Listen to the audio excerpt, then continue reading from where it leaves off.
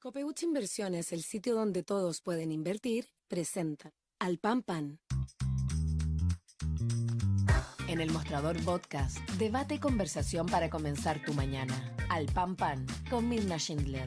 Entrevistas con los actores de hoy. El Mostrador, el poder de la independencia.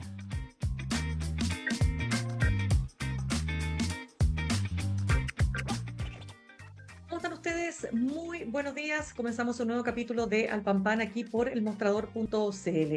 Vamos a estar muy pendientes del viaje del presidente Gabriel Boric en este momento en China, y sobre todo porque en medio de la tregua que ha habido entre este país y Estados Unidos, bueno, el presidente ha insistido en la importancia del comercio y de la relación bilateral, por supuesto, entre ambos países, pero sobre todo en fortalecer esta relación, ¿verdad? Vamos a estar con eso.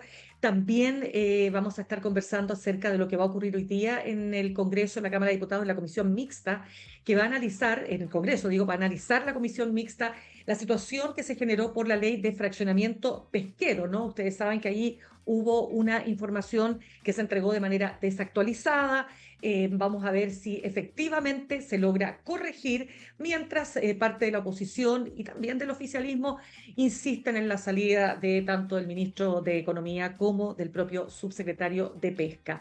Pero queremos, bueno, y vamos a estar, perdón, en el siguiente bloque, tal como lo decimos siempre, conversando con el analista internacional y académico del Instituto de Estudios Avanzados de la Universidad de Santiago, Fernando Estensoro. Vamos a estar hablando de esta relación entre China y Estados Unidos y qué pasa a partir de esta tregua. Pero ahora nos vamos a concentrar en materia política y particularmente lo ocurrido ayer, ¿no es cierto?, con no solo en la imputación de 3 delitos por fraude al fisco de la diputada Catalina Pérez, sino además de su arresto domiciliario total. Eso más otros temas que surgen a partir de Procultura. Queremos conversarlo a esta hora con el senador del Frente Amplio por la región de Valparaíso, Juan Ignacio Latorre. Senador, ¿cómo le va? Gracias por estar con nosotros esta mañana. Hola Mirna, buen día. Gracias por la invitación. Senador, ¿cómo reciben ustedes, bueno, este nuevo elemento, ¿no es cierto?, que se suma a la situación que afecta a la diputada? Sabemos que ella renunció al Frente Amplio, pero ella fue ni más ni menos que la presidenta de su ex partido, Revolución Democrática. ¿Cómo impacta en su colectividad esta decisión? Obviamente es fuerte, Mirna, es fuerte ver a una ex compañera que fue, como dices tú, presidenta de partido, que fue vicepresidenta de la Cámara de Diputados, era una parlamentaria destacada, con la que había una relación de confianza política, uno creía en su palabra en el fondo, ¿no? Eso es lo que por lo menos me pasó a mí enfrentando este caso siendo presidente de partido, que uno tiende a creer en primera instancia, ¿no? Sin tener los antecedentes sobre la mesa, la versión de quienes están involucrados, particularmente de ella, ¿no? Que decía que esto, primero, que ella no tenía nada que ver, y segundo, que esto era todo legal, que no había ninguna irregularidad, pero que en el fondo sí reconocía que había un error, un descriterio político. Esa era la versión inicial con la que yo me encontré, ¿no? Y obviamente fue complejo todo el proceso, pero como ya he dicho, lo he dicho en reiteradas ocasiones, Mirna, habiendo ya vivido toda esta experiencia que fue muy dura, muy dolorosa, y que uno entiende también la indignación de la ciudadanía, en el fondo, el cómo políticos, dirigentes políticos, ¿no? Militantes de un partido político que enarbolamos y la seguimos levantando, la bandera de la probidad, de la transparencia, de la lucha contra la corrupción, caigan en estas dinámicas, caigan en estas prácticas corruptas, derechamente,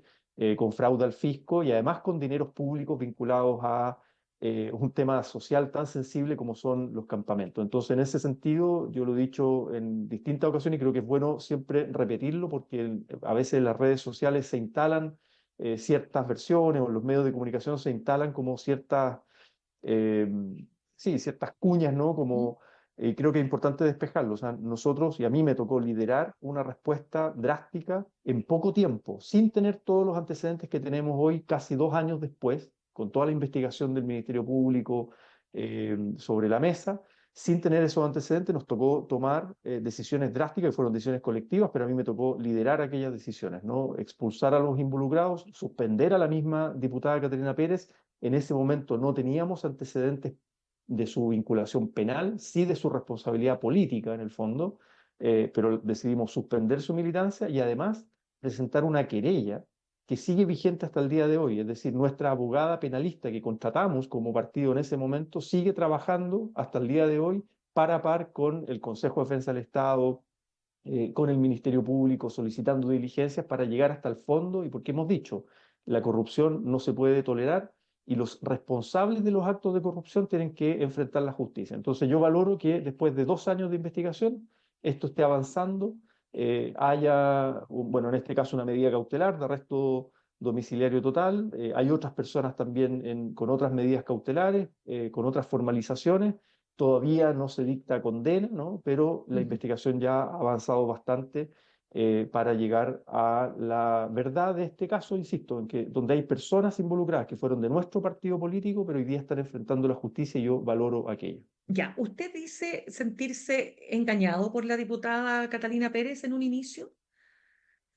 Es que ya a la luz de los antecedentes evidente, ¿no? Que la versión inicial de ella y de los involucrados, insisto en el punto en que decían que no había nada ilegal, nada irregular, que estaba todo en regla, que había pasado por todos los filtros del Ministerio de Vivienda, etcétera, que daban toda una explicación de la necesidad de diversificar la fundación y que lo fueron a buscar. Bueno, daban una serie de explicaciones, pero insisto, sin mostrar los antecedentes, era todo esto de manera verbal en una Ujú. etapa inicial donde se estaba empezando a investigar el asunto, y la propia diputada decía además que no tenía ella particularmente ninguna vinculación con este caso y con esta fundación, etcétera. Entonces, pero claro, después de 2 años de investigación, con todos los elementos que tiene la Fiscalía hoy día, de investigaciones de los celulares, de las declaraciones, de documentos que ha entregado el Ministerio de Vivienda, bueno, hoy día hay antecedentes suficientes para acreditar que acá hubo fraude al fisco y que hubo distintas responsabilidades. En el caso de la diputada, entiendo, parte de lo que se le imputa es ser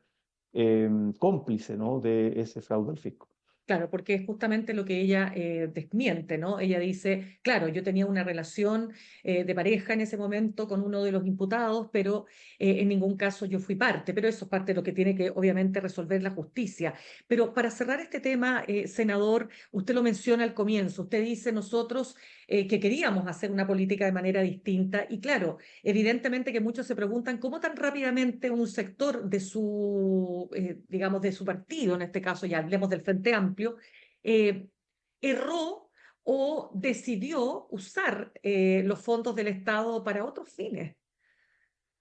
Eso es muy grave justamente, ¿no? Y de hecho lo que hoy día en el fondo está más, insisto, con los antecedentes que tenemos hoy, no con los que teníamos al inicio, que una fundación más bien dedicada al proselitismo político, una fundación creada en Santiago, que participó, y eso lo hemos dicho abiertamente, participó en la campaña del apruebo como muchas fundaciones y grupos y organizaciones, y trabajaron en la campaña del apruebo, pero en el fondo se crea en ese contexto el proceso constituyente, de hacer un trabajo de participación ciudadana, etcétera, donde vinculan académicos muy destacados que nosotros admiramos, ¿no? Como Juan Pablo Luna, como Katia Araujo, vincularon a su fundación. Pero esa fundación, para ese trabajo de carácter político, ¿no? De carácter, de participación ciudadana en Santiago, termina haciendo trabajos que no sé si los hizo o no los hizo, o hasta cuánto los hizo, en Antofagasta, en campamentos, en asentamientos precarios. Entonces, claramente hubo una utilización de un instrumento y de una relación con el Estado, de la sociedad civil, y en este caso por los vínculos de cercanía, para hacer un trabajo más bien de carácter político, ¿no? De carácter proselitista político, más que un trabajo especializado en vivienda, en temas de campamento, etcétera.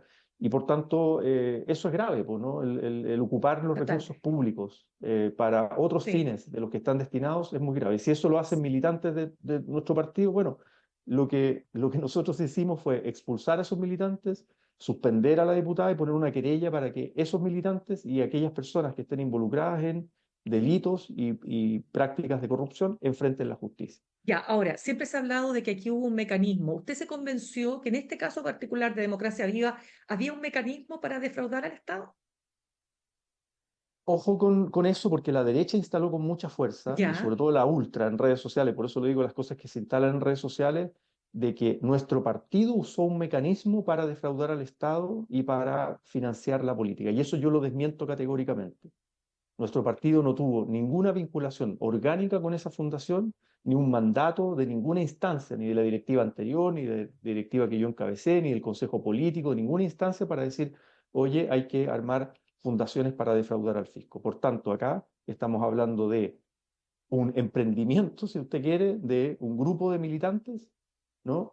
Y que hicieron esto y que efectivamente una red ahí, una red local, en el fondo, de personas que se organizaron y defraudaron al fisco. Y eso es lo que está hoy día enfrentando la justicia y es lo que está imputando en el fondo el Ministerio Público, que acá hay fraude al fisco, hay distintos delitos vinculados al fraude al fisco, pero al partido, y nosotros lo dejamos claro, como partido colaboramos con la investigación, entregamos todos los antecedentes que teníamos, entregamos los chats voluntariamente de nuestra directiva, los papeles que rendimos ante el CERVEL, etcétera, y no hay ninguna vinculación del partido con esta fundación, ni con la Ya, idea de generar estas fundaciones para este en- tipo de cosas. Entonces eso yo perfecto. lo desmiento categóricamente. Correcto, senador. Y si usted dice que usted admiraba a la diputada Catarina Pérez, ¿no es cierto?, por su No he dicho labor que la parlamentaria. admiraba, no No, he pero dicho que la dijo admiraba. perdón, entonces me Sí, equivoqué en la palabra, pero usted dice que, antes de que estallara este caso, usted dice que usted tenía una buena valoración según lo sí. que me dijo. Ya, por lo tanto, nadie es culpable hasta que se demuestre lo contrario, pero la pregunta es, ¿qué pasó aquí? ¿Qué cree usted? ¿Qué imagen se ha formado de lo que pudo haber ocurrido? Porque es muy grave, ¿no? Que una persona tan joven, 34 años apenas, ¿no es cierto?, con una carrera política que venía bien en ascenso, hoy día esté enfrentando un arresto domiciliario total por un caso tan grave. No les sabría decir qué pasó por su cabeza, qué pasó por la cabeza de Andrade, de Contreras y de la gente que estaba involucrada en esto. No les sabría decir aquello categóricamente, ¿no? Sí, uno tiene hipótesis de que acá se marearon con el poder, eh, vieron el ascenso al poder como una oportunidad de seguir creciendo, ¿no? En su despliegue político territorial, ¿no? De tener cierto control. Es parte de lo que yo dije incluso en Fiscalía. Esto ya se filtró en su momento cuando yo fui a declarar voluntariamente como testigo. Yo mismo, a través de nuestra abogada, como expresidente de partido, dije, ¿sabe qué? Yo quiero declarar en esta causa y quiero Perfecto. dar mi versión en esta causa. Y pedimos y el fiscal nos citó después de un tiempo. Y eso se filtró, salió en algún medio de comunicación, como siempre las cosas se le filtran a la fiscalía. Pero en el fondo dije que acá mi hipótesis es que acá había una dinámica de clientelismo político, de acumular poder político local, territorial, ¿no? De hacer trabajo político en el campamento, ocupar estos fondos públicos, contratar militantes, más que porque no tenía ningún antecedente y hasta el día de hoy no tengo ningún antecedente, si es que acá hubo gente que se robó dinero, es decir, si acá hubo un móvil de lucro, ¿se entiende? Como de meter fondos públicos en los bolsillos, en las cuentas corrientes, ¿no? De las personas. Eso, al parecer, no ha terminado la investigación, pero al parecer no va por ahí el asunto, sino que, a diferencia de otros casos que hemos visto con fraude al fisco y con el caso convenios con gobiernos regionales, etcétera, donde hubo mucha transacción de dinero, parece para fines personales, ¿no? Está el diputado Ok, Ojeda también preso por eso del Partido Republicano, bueno, hay otros casos, ¿no? sin Pero en duda. este caso pareciera ser que no, el móvil no fue necesariamente dinero para uso personal o para enriquecimiento, pareciera ser,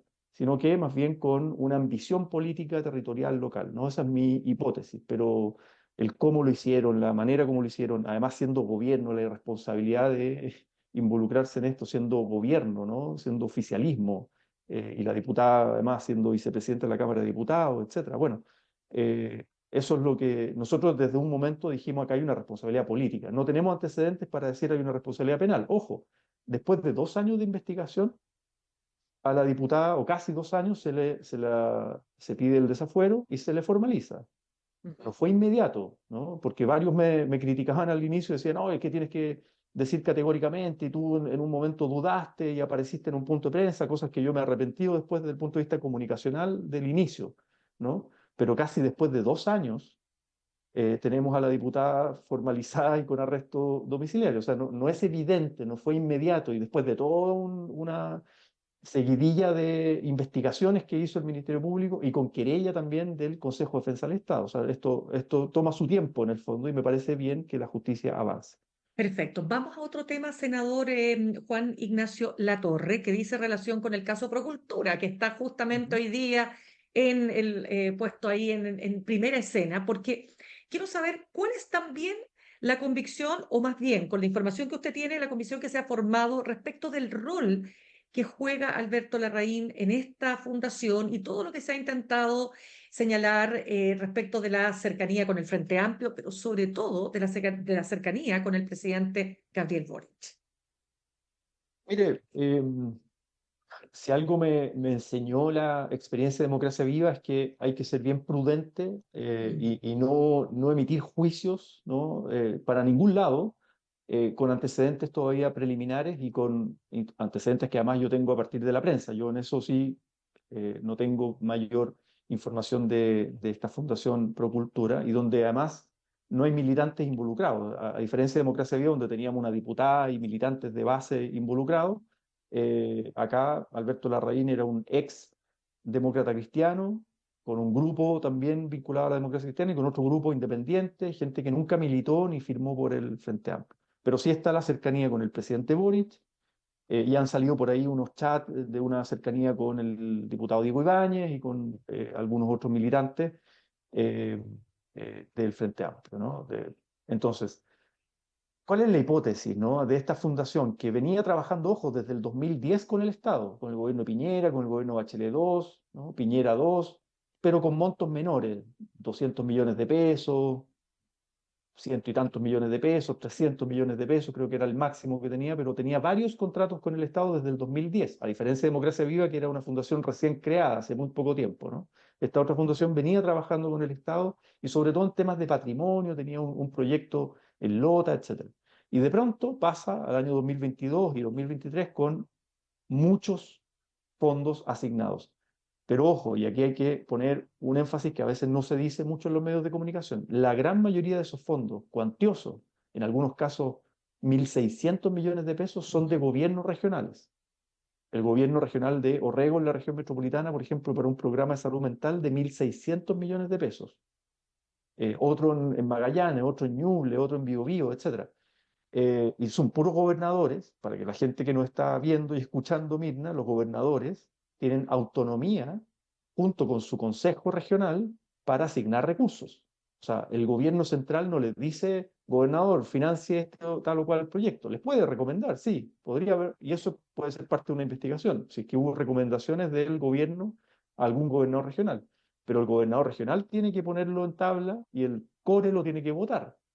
Entonces, acá lo que se le está cuestionando a Procultura, de los fondos que se le están cuestionando de posible fraude al fisco, que todavía no hay ningún formalizado, no hay no hay ninguna persona todavía formalizada, son de recursos mayoritariamente que vienen de gobiernos regionales. Y ahí no se le puede achacar al Frente Amplio, no sé, la relación con Orrego. Si Alberto Larraín conocía a Orrego desde que era alcalde de Peñalolén, trabajaron juntos en Peñalolén, en la democracia cristiana trabajaron juntos, ¿no? Entonces, Ya, creo que ahí hay que hacer esas distinciones, Mirna, porque si no se mete todo en el mismo saco no, y la pero gente como que se evidente. queda con una Por idea de que eso no, acá el mecanismo y no sé exactamente. qué, ¿se Pero entiende? déjeme preguntarle lo siguiente, no, por eso lo estamos, le estamos preguntando respecto de este punto, sobre todo porque aquí ha habido varias cosas. O sea, por un lado, declaraciones, ¿no es cierto?, en que muestran la personalidad de la propia ex esposa, ¿no es cierto?, Josefina Uneus, declaraciones que muestran la personalidad, ¿no es cierto?, de Alberto Larraín, del control que tenía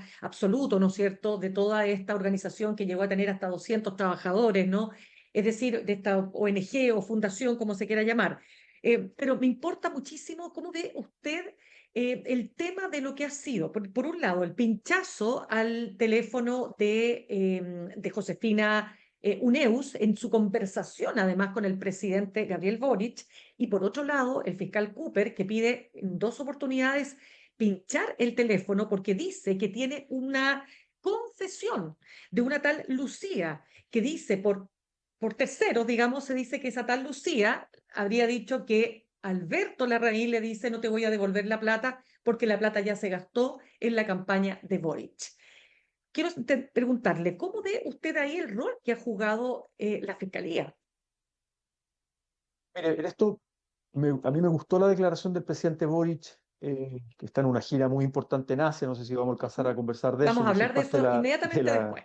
de la Comisión de Relaciones Internacionales, creo que Vamos a es hablar una de gira eso. muy importante, y el presidente Perfecto. desde Asia dice, ¿sabe qué?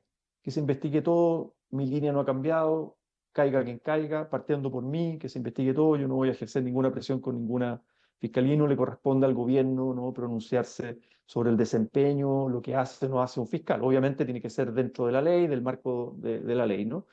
Eh, yo como senador también no puedo meterme, inmiscuirme en el detalle de un poder autónomo, ¿no? Que es la Fiscalía, un órgano autónomo que tiene como fin la persecución penal del delito y que además opera dentro del Poder Judicial, que es un poder autónomo, en el sentido de que entrega las pruebas para que la justicia determine si hay delito o no hay delito, etc. Lo que uno, poco tomando distancia, lo que podría llegar a comentar, es decir, ¿sabe qué? El fiscal Cooper tiene, yo lo dije ayer en alguna entrevista, tiene varias causas abiertas, todas muy sabrosas, ¿no? Para los medios de comunicación y que involucran a distintas figuras del oficialismo, etcétera, y por tanto, obviamente que causan interés, pero hay como mucho fuego artificial y poca eficacia penal. Es decir, son causas abiertas que ya llevan harto tiempo, pero a diferencia de otras causas, el mismo Democracia Viva que comentamos antes, el caso Hermosilla, otras causas que también son sabrosas y donde hay personas formalizadas, se ha avanzado, se han imputado personas, acá como que el fiscal Cooper no llega a resultados, ¿no? Y eso, bueno, es un comentario, lo dejo ahí. El fiscal nacional tendrá que evaluar también su desempeño. Y lo otro que me llama la atención es que, claro, él pidió en 2 ocasiones pinchar el teléfono del presidente de la República, con todas las implicancias que eso tiene, sabiendo que el presidente de la República es un ciudadano en igualdad ante la ley, pero que sabemos que si tú le pinchas el teléfono al presidente de la República para buscar tal o cual hipótesis, ¿no? Supuesta de financiamiento irregular de la campaña del 2021. Estamos hablando de la campaña del 2021. Tú le quieres pinchar el teléfono el 2024. Tú sabes que vas a encontrarte con conversaciones del presidente de la República en múltiples ámbitos que pueden ser sensibles también para la seguridad nacional, etcétera, por distintas dimensiones. Pero más allá de eso, el tribunal le dijo 2 veces al fiscal Cooper, ¿sabe qué? No hay indicios suficientes para autorizarle esa medida que es intrusiva, que es como bien extrema, ¿no? Que es pinchar tus conversaciones privadas. Y por otro lado, si tú tienes sospecha de financiamiento irregular, bueno, esa campaña ya se rindió ante CERVEL, todos los aportes están ahí publicados, incluso tú puedes pedir, en el fondo, ¿no? Si es que hay sospecha de delito, puedes pedirle al CERVEL que te abra todos los aportes ocultos, ¿no? Porque hay personas que deciden aportar de manera oculta, eso está regulado por ley, y tú puedes identificar qué personas aportaron, cuánta plata aportaron, si es que alguien usó algún mecanismo, ¿no? En el fondo, o sea, tienes distintos instrumentos, ¿no? Para incluso el levantamiento del secreto bancario, que lo hemos dicho tantas veces que la derecha se opone a aprobarlo, pero es una herramienta que hoy día existe. Él puede solicitar el levantamiento del secreto bancario de todas las personas que él considere sospechosas de entrar en un delito, porque está tipificado, el financiamiento irregular. Entonces, me parece, me llama la atención nomás, ¿no? Como su eficacia para la persecución penal, por un lado, y por otro lado, el que el tribunal le haya dicho 2 veces, ¿sabe qué, fiscal? No ha lugar con lo que usted está pidiendo porque no hay antecedentes que usted me esté poniendo sobre la mesa suficientes para decir hay que pinchar el teléfono al presidente, digamos. Y así Ya. todo, siguió escuchando las conversaciones de Josefina Uneus, la ex esposa de Larraín, de un teléfono que, no es, que estaba a nombre de Larraín, pero que no solo conversó con el presidente, conversó con su mamá, quizás con quién O más, con sea, la vecina, con la amiga, y siguieron escuchándola, o sea, digamos, se le ha ¿no? pasado la mano. Se le ha pasado Y la mano, eso, dice usted. mire, eso lo tendrá que definir tribunales. De hecho, tribunales, ella puso un recurso de amparo y tribunal tendrá que decir, ¿sabe qué? Acá hay conversaciones que pueden haber sido la escucha ilegal, pero eso lo tendrá que Correcto. definir tribunal, no yo. Claro, ahora, quiero cerrar este tema porque efectivamente le quiero preguntar por China, pero déjeme preguntarle lo siguiente. De nuevo acá, el personaje Alberto Larraín, ¿usted cree que él usó, como lo ha dicho, mire, lo dijo ahora en otra declaración, se conoce, de parte de la cofundadora de esta ONG, Ilonka Silak, que él mencionaba a Boric, comillas, para presionar a gente de los gobiernos regionales? La pregunta es, ¿usted cree que Alberto Larraín comenzó a usar el nombre y su cercanía con el presidente para conseguir fondos de los gobiernos regionales? No lo puedo descartar, mire. No tengo ningún antecedente para aportar Ya, aquello, pero no lo puedo descartar, digamos. Y dado lo que ha salido, la información en prensa, las filtraciones de cómo manejaba la fundación, donde él era el director ejecutivo, pero no tenía ni siquiera contrato, o sea, había un directorio de papel, no había un contrato de trabajo, se asignaba bono, bicicleteaba financieramente, o sea, y parece que él hacía y deshacía dentro de la fundación. Bueno, no puedo descartar que él haya usado las influencias políticas, ¿no? Para conseguir más recursos y golpear las puertas de los distintos gobernadores regionales en regiones, etcétera. No lo puedo descartar, pero eso tendrá que, primero, si que eso es un delito en sí mismo, tráfico de influencia podría ser, o etcétera, bueno, cómo se Ujú. comprueba aquello, y eso es parte de la Sí, investigación que tendrá que demostrar la fiscalía, digamos, ¿no? Son perfecto. antecedentes.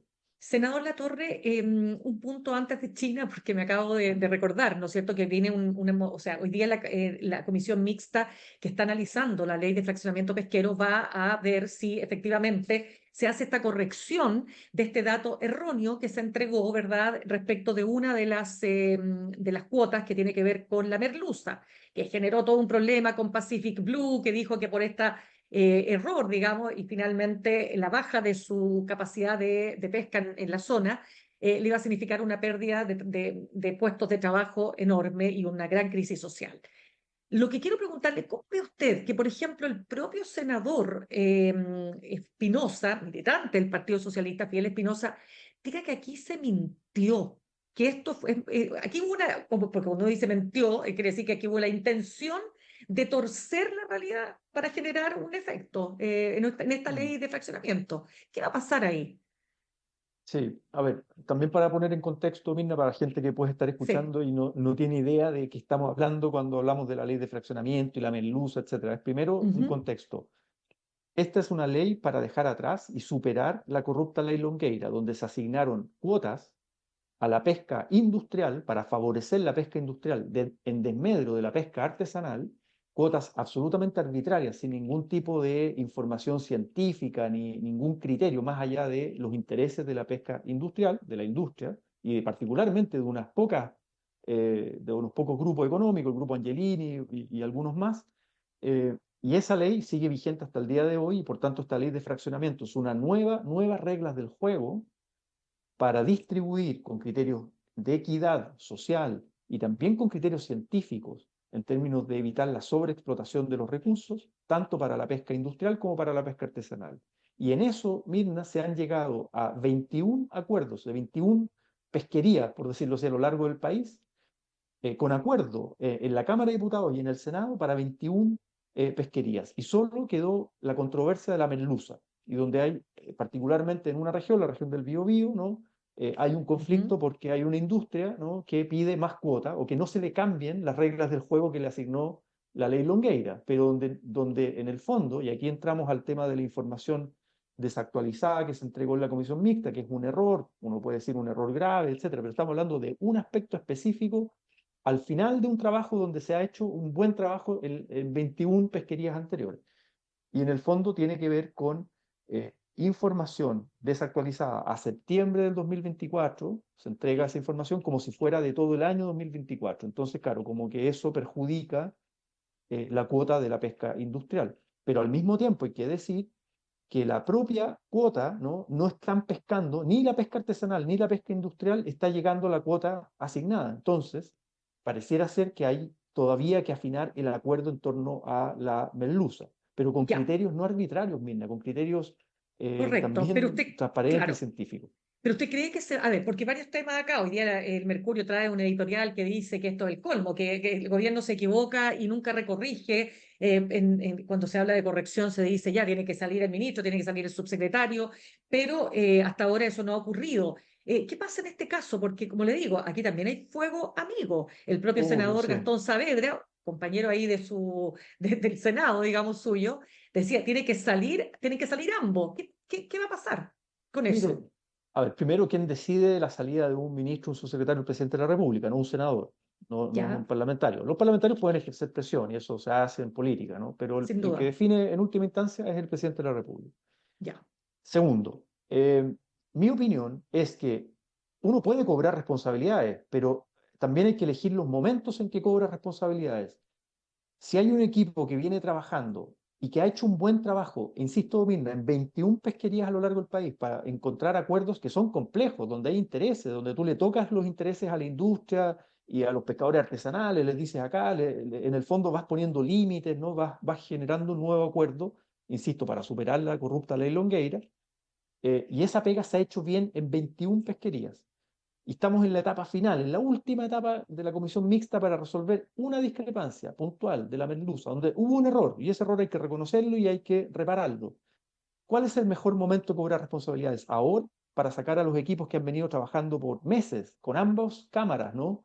¿Es ahora o puede ser después? Pero yo soy partidario de que terminen el trabajo, de que se llegue a un acuerdo en torno a la merluza, también se llegue a un acuerdo en torno al financiamiento. Esto se ha hablado poco, pero el gobierno propuso una fórmula de financiamiento de esta ley, cobrándole más a la industria pesquera para financiar esta ley, entre otras cosas, esta nueva reasignación de cuotas, y hubo senadores y diputados que rechazaron esa fórmula y por tanto también se tiene que conversar en la mixta la fórmula de financiamiento. Ya, Entonces pero la usted mixta, cree, ya, la no, mixta hoy día va a tener, la sí, mixta hoy o mañana o cuando termine, le sin pueden quedar duda, pocas sesiones, tiene que presentar una propuesta a la exacto. sala, tanto de la Cámara como del Senado, con algún acuerdo. Nosotros tenemos que votar el informe de la mixta y ahí puede haber un informe de unanimidad o votaciones separadas también, cosa que no se acostumbra mucho en la mixta, si es que no se llega a acuerdo con la merluza. Pero yo soy partidario que los Perfecto. interlocutores que han venido trabajando, que han sacado bien la pega adelante y que han reconocido que acá hay un error que yo no atribuyo de mala fe, no tengo ningún antecedente para decir hubo una mentira deliberada, etcétera, porque, Claro, insisto,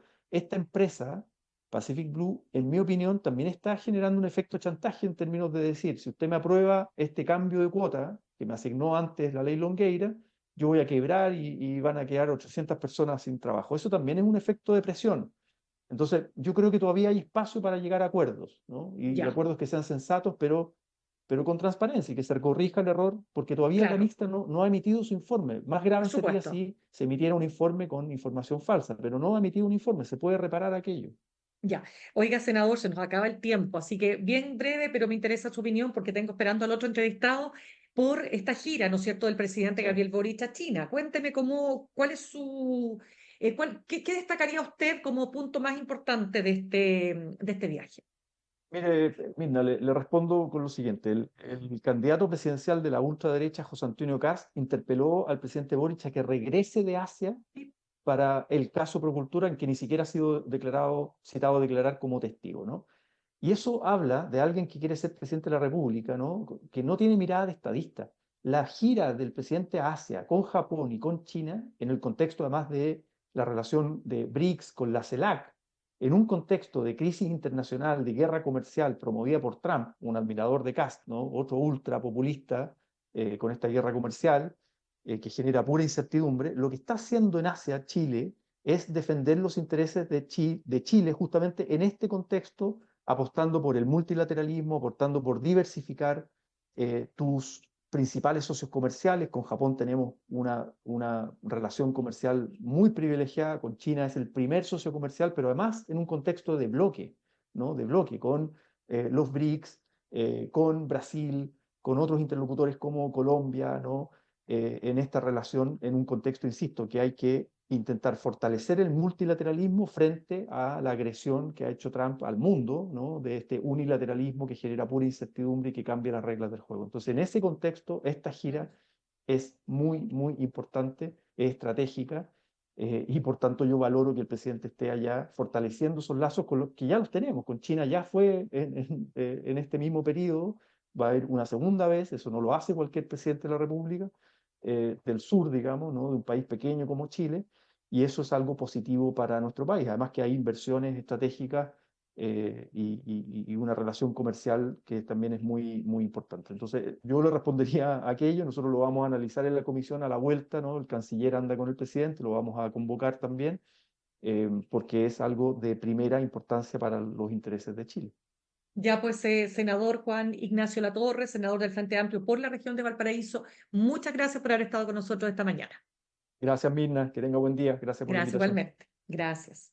Saludamos a nuestros auspiciadores. Ahorrar cotidianamente se puede y de forma organizada, rápida y online con Ahorrando, la nueva funcionalidad de tu app Coopeuch, en donde puedes programar ahorros de manera fácil y entretenida eligiendo tus propias reglas y metas. Haz que el ahorro sea parte de tu vida con Ahorrando de Coopebutch. Más información en coopebutch.cl. Y nos vamos a meter de lleno, ¿no es cierto?, en todo el efecto económico, pero sobre todo geopolítico, con esta tregua entre Chile y Estados Unidos respecto de las tarifas arancelarias. Estaremos conversando con Fernando Estensoro, analista internacional, académico del Instituto de Estudios Avanzados de la USACH. Ya volvemos. En instantes, una nueva entrevista en Al Pan Pan con Mirna Schindler por El Mostrador Podcast, el poder de la transparencia.